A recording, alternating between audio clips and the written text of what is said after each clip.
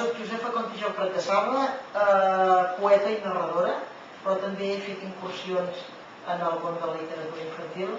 i ocasionalment, gràcies a l'amistat amb la Traqueta, m'he ficat en fer 2 llibres de cuina. Ella fa la cuina i jo em cuido de la cosa literària. I en aquest cas, en aquest segon llibre de cuina, m'he agafat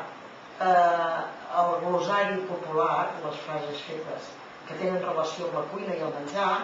i he fet una miqueta, diguéssim, d'uns textos que intento donar la volta en aquesta cosa de la frase popular. Són, jo crec que,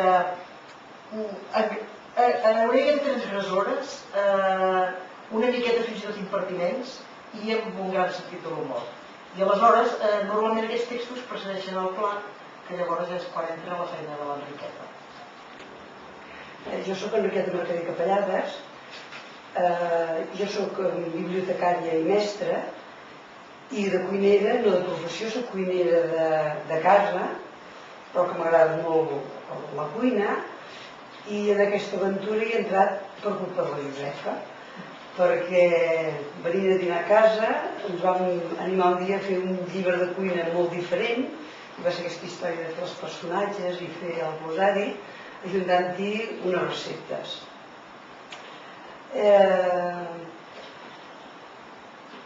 Aquest llibre, en principi, penso que és, més que res, que fos un homenatge a totes les cuineres anònimes, que n'hi ha tantes i tantíssimes de boníssimes, i així ho veureu en el llibre, perquè moltes de les receptes poden ser d'unes meves ties que tinc agulles o poden ser d'una amistat. I això vol dir que les cuineres anònimes poden ser tan bones cuineres com els professionals.